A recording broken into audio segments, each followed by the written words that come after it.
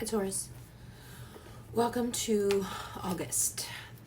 So, if you are feeling the rush, Taurus rising, Mars is now in Gemini, right in front of you. If you feel like you can push a situation, like you're entitled to push because you're right, if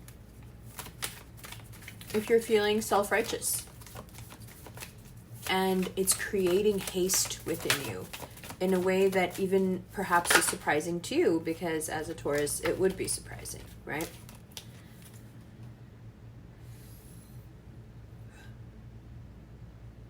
I think that the logic right now is, if I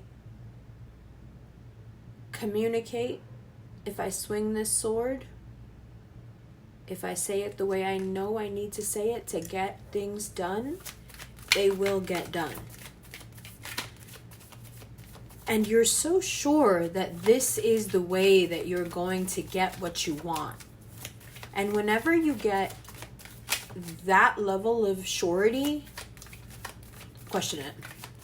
Just think about it for a second, like, wait. When I usually feel this level of certainty, is it true? Am I kind of like, deceiving myself a little bit? What's going on here? So,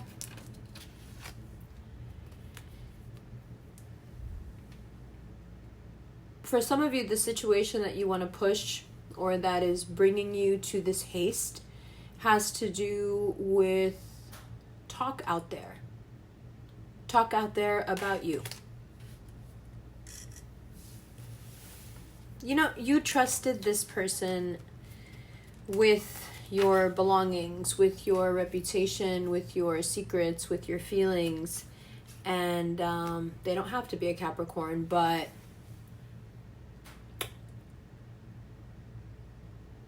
Pluto is retrograde, and it is a time, as well as Saturn being retrograde. So it is a time of revelation, especially when it comes to secret enemies. And what I've noticed about secret enemies, now speaking from experience, they are usually terrifyingly close to home. And that's what you feel here. You feel just instinctively throughout August that a sense of real danger has come uncomfortably close to you. You trusted this person, this situation, this group of people, these friends, this sibling, this family member, this love interest. You trusted them and you let them close enough to you and yours and your possessions, your belongings, your reputations. So it is terrifying to see not only what they've done with it, but to be able to feel the intentionality behind it. So strong. You're picking up the vibes, and the vibes do make, like Wolverine, your horns come out. And the thing about those horns is that you may assume that you can use those horns to push people, but those horns don't push, they impale. That's puncture wound time.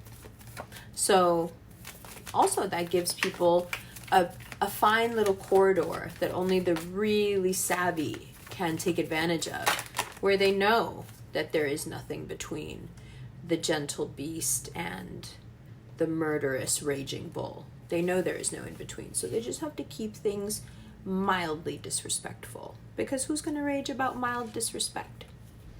Now,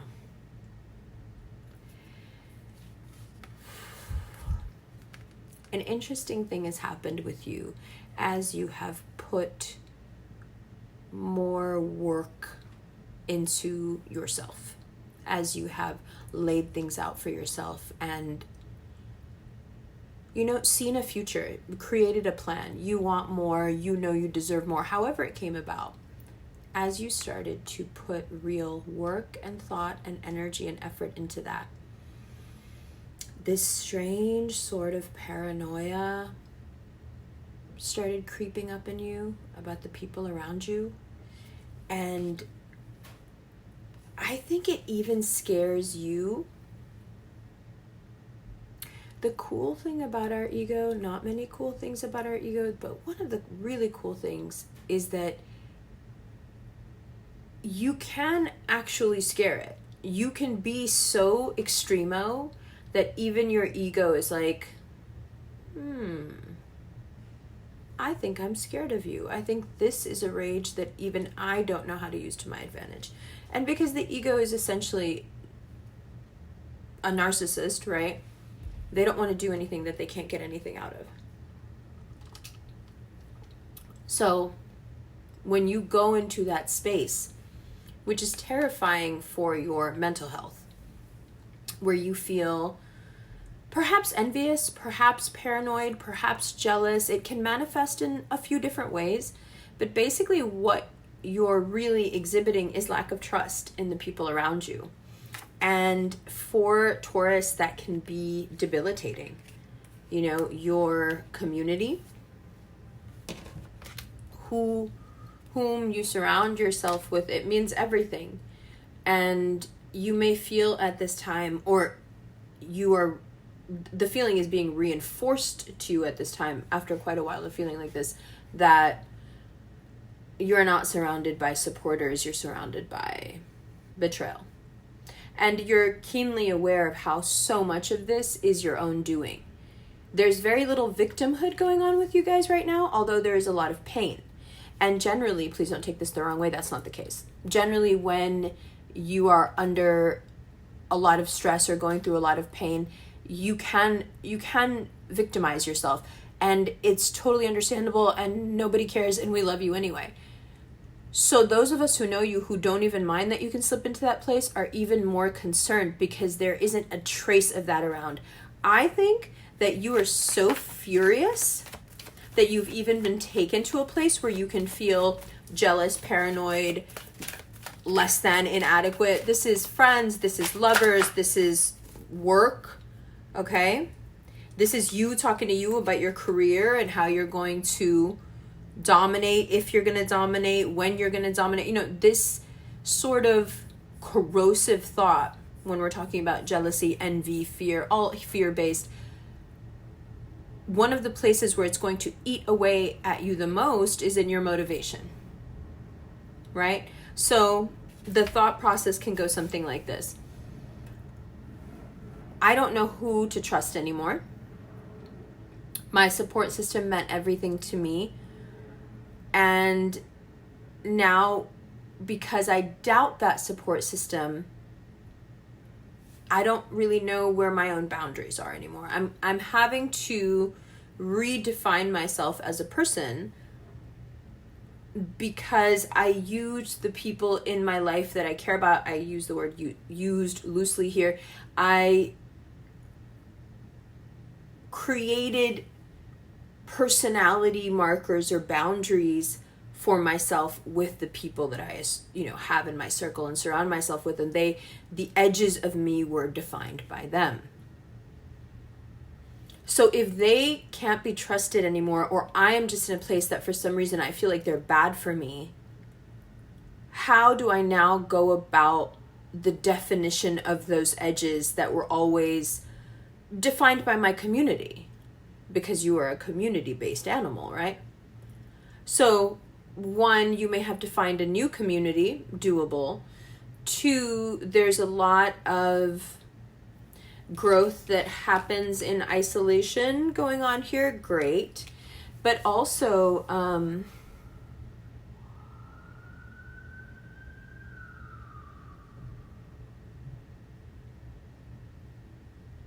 I wonder how much of this has to do with you actually being afraid of focus and success.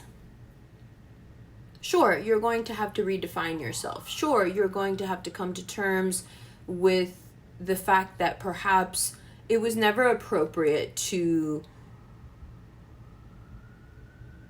elect your friends to those roles. Perhaps. We all make mistakes.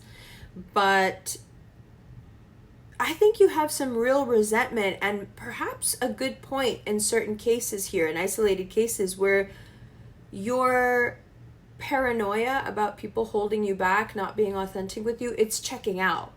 Because I think that you can think of a few times where this even cost you money. It cost you opportunities in your career.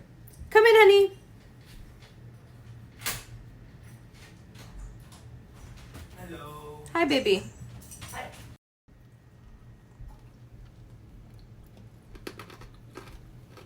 Okay. Sorry about that. So, general vibe, right? Right now. We move into August, and around the 4th, there's just a renewal. All the wayward thoughts, the struggle, all that. It's just falling away. August brings you a revitalization, a renewal. You're okay with being told the truth and not having to suffer under not being able to tell, like, what's in your head, what's real. Should you be feeling this way about these people? Should you not? In August, finally, I feel like after almost a year, you get some answers. And I think you'll be pleasantly surprised. The obsession of July has been very real, and August, around the 4th and 5th, just abruptly cuts off that obsessive energy. But of course, if you want to force it to stay, it will. Please leave this energy in this month and do not carry it over, because I understand where the obsessive energy is coming from. You want to be persistent. You want to be, dogged about this. You need to figure out who's on your side and who's not. And as trivial and childish as that sounds, because we're all adults, it is really coming down to that. Like, you don't feel like people have your back. You can't tell who has your back and who doesn't. The cool thing about August is that you also meet a lot of new people. So that's really nice. And I think that the people you meet, they see you. Okay, so a big part of what's been going on that's been upsetting you for a while with the people around you is that they don't see you as you are. They see you, and this goes for everybody, it happens to us all the time, but I think you're also sensitive right now to this. They see you not even as a past version of who you were, not even like a trauma-bound version of who you used to be. They see you as the version they see is the version that they can fit into their narrative of somehow feeling sorry for you. Like you don't have any power. Like you can't help but feel like they're giving you this like charity case energy. You want to be around people who see you as dynamic and fun and capable, and they're not judging you by metrics that make them feel good about who they are. They're judging you by what they're seeing when they meet you. So a lot of times what happens with the people that we know very well is that they don't even really see us anymore. They just see who they once saw, or they see their own reflection in your eyes. And in terms of where you stack up with each other, they're either feeling inadequate or superior. Either way, that experience is also has nothing to do with you, which is why they don't really know you. Their version of knowing you was always just seeing themselves reflected off of you. And does that make sense? Are Taurians a really gorgeous, shiny, beautiful mirror that's going to enhance everything? If there is a filter of the zodiac that makes everybody look better and, can enhance the quality of life. Of course it's Taurus, but like a filter, you know, if you like mess with your eye or something, the filter will pop off. Like, the thing about the Taurus filter is that it will give you such a sense of fulfillment and beauty and a really deep sort of permanence that makes you feel good about who you are and the people you have in your life. They'll give you so much of that it's so easy to turn around and act out of pocket. And then when you start to see that filter, like, you know, like a glitch, and it's like, oh, it's not so pretty, you know, life maybe isn't as beautiful as this Taurus is going out of their way and expending all this energy to make for you all the time. But that, you know, you have to earn that, and you have to keep earning that, and you have to be worthy of it on an emotional level where you're supportive of these people who are enhancing your life to such a degree. And if you can't do that, and if you can't, and the reason you can't do it is because you can't really see them how they are. So I guess this is the perfect time to talk to the crosswatchers. If you're dealing with a Taurus, if you're in love with a Taurus, if you can't get a hold of a Taurus and you don't know what to do, there might be a real trust issue. I'm just going to be straight with you, okay? I'm just going to keep it 100 with you. They might not trust you. You might have done or said something that's put you into a category that right now for them is like a messy, large expanse, which is, do I trust these people or not? And it has been, you know, a fight between them and people that they thought were super fucking solid in their lives. So if you're somebody new who's trying to make an impression or trying to get close to them, understand that they're going through a period where they feel like emotionally the rug's been pulled out from under them. And when a Taurus feels like they can't count on their close ones, I don't know how much fun they are to be around, and I don't know how decent they're going to be to you in a love relationship. Also, I can very easily see someone in this position tell you to your face straight up that they don't want anything from you. So if they've already gone ahead and told you, and this you should just take as like rule of thumb, if a Taurus has ever told you they're not interested, they absolutely mean they're not interested. It's not they're going to be interested later. It's not I'm not in the right time frame. Maybe they're not in the right time, but even if it was the wrong time, the Taurus would go for it. They don't want you. They don't like you. They're not into you. And they're so strangely sweet that they'll never be able to tell you, not really, what they're feeling. So you feel like you guys had a great time. You feel like you're, you know, standing on the brink of something that could be something, but that's the energy that Taurus is always going to give you, because it's always going to be someone that they have something with. That's the type of person they are. But, and not to be too messy, they're looking to reconnect, or will probably, most probably be reconnecting emotionally, physically. It doesn't really matter. It's the same shit with a Taurus, with someone that they really like. So this is the advice I'll give you as a crosswatcher. If you hit that Taurus's phone and they don't hit you back, just realize that there's somebody in that same phone that they are continuing to hit who is not hitting them back.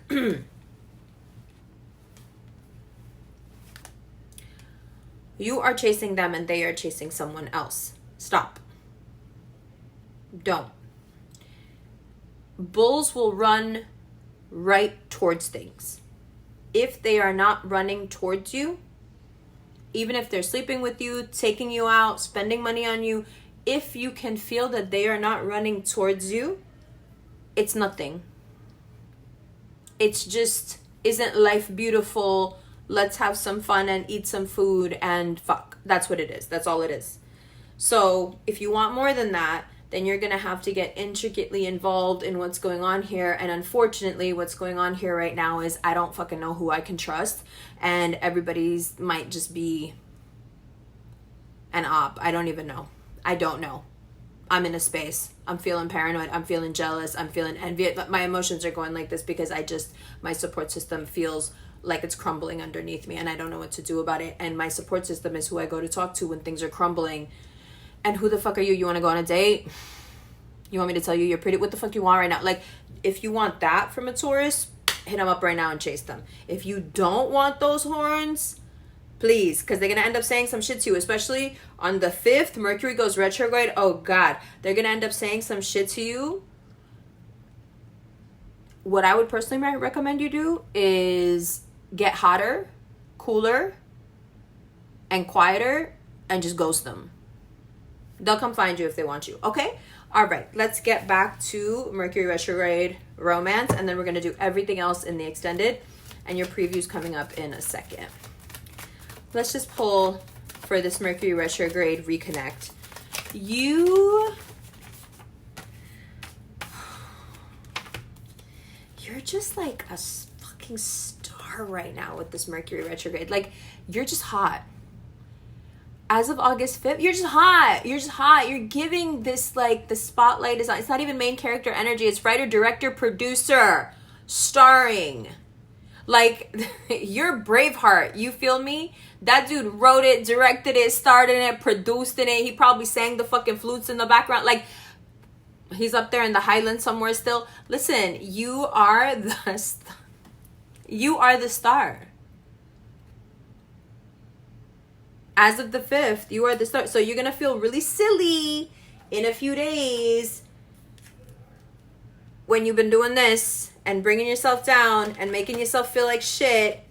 You're going to feel really silly when in a few days this all turns around. Don't let this get to you. That's why it's important to make this video now. These next few 4 days, this is what you're doing.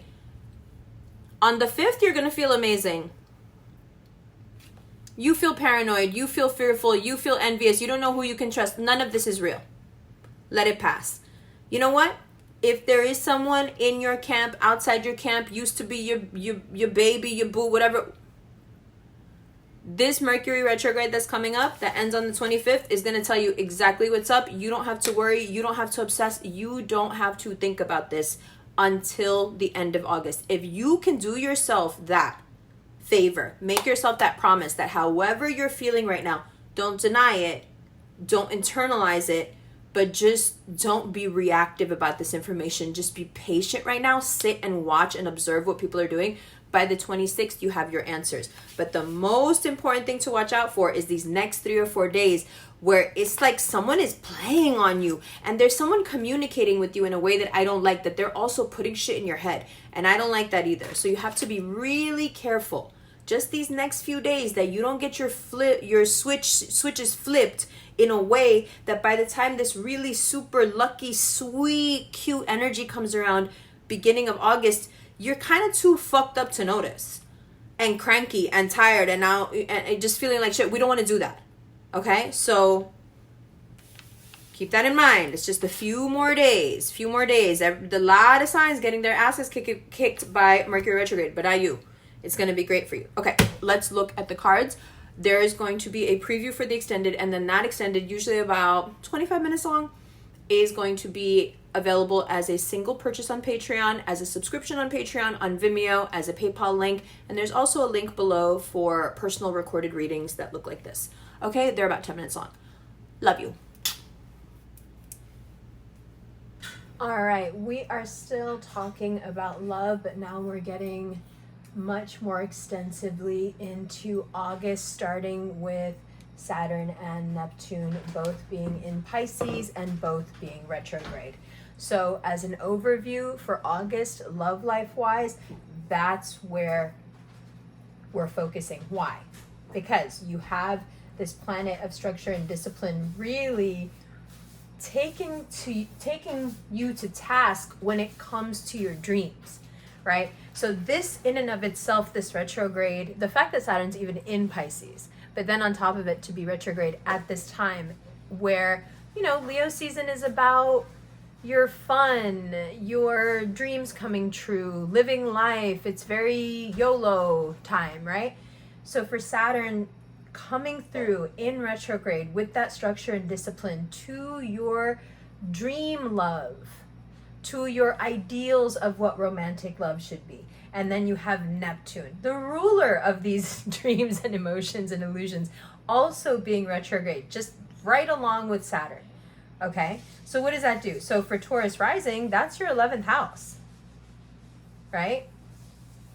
That's your 11th house. That's you now trying to figure out your friendships. And even if you're not a Taurus rising and you're just a Taurus sun, not just, hey, easy, not just a Taurus sun, but if you were a Taurus sun, this applies just as much to you. Where is that stability and reliability in your friendships? Does your romantic love actually need to be amended to be more of a practical love? Wait, can you say that to a Venusian sign and get away with it? Well, I just did. Maybe that's been, I know this is sacrilegious for me to say, but maybe that's been part of the issue all along. Is that the love that you're looking for wasn't practical enough. Now in August, you get to focus on what it would feel like to have someone, wait for it, be as practical in love as you are. See, because the romance you reserve for your partner, you are in fact very practical about love because you take care of people, and to take care of people, one has to be practical. No? Okay. So, I guess what we're talking about then, not I guess, excuse me, I know what we're talking about then, is how do we extend that practical love to our partners and ask them to reciprocate. That's the tricky part. Ask them to reciprocate that without breaking the romantic illusion we have created around them that we think is the reason they want to be with us. Surely you must realize after all this time, Taurus, that dream you weave, although it is incredibly sensual, beautiful, includes the best of things, the best taste in every respect. Surely you realize that's not why people like you. Surely you realize that people love you, in fact, not because of the experience you provide and not at how gorgeously curated that experience can be, but in fact because just the way you are is awesome.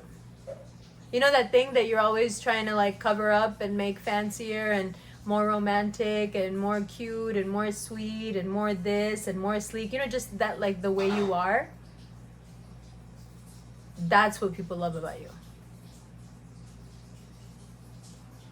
Right? That practical love. That practical love. And if they loved you back like that, maybe you would love them more and not be as codependent with them. Ooh, ouch, yikes. Okay, you know what? Let's do the rest. Let's do the rest of the love stuff for August in the extended, because like, so I've basically set up a new format for myself where I would like to address certain things based on the major transits of that month and just attack it from that vantage point, because I think it makes things easier to it makes it easier to navigate, you know, like, yes, does it make sense that you're looking for something a lot more like yourself, small, thoughtful gestures included? You know, does it make sense that you're looking for simple acts of service like you provide yourself all the time? Yes, that makes sense. Does it make more sense to know that that's what's exerting that influence on you right now, is this planet of discipline and this planet of dreams and illusions, both looking backward at your life and being able to see with that 2020, you know, hindsight, and just easily codify your romantic past. Once you start weighing things out, Taurus, your scale is so heavy with acts of service and thoughtfulness and kindnesses that are never repaid. You feel me? Like they're just washed away, like they never happened, because they become a part of the daily expected, the given, the foregone conclusion. And from that discrepancy there in reciprocity, so much pain begins for the Taurus that they cannot put into words, lest they sound like they're complaining or lest they sound like they're holding what they do over your head. which they never want to do. But how does one not come off that way and fight for their rights? Should they have to fight at all? These are the questions. And Mars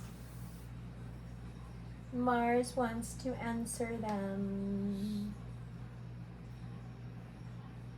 Mars wants to answer them. Okay? Mars is in Gemini.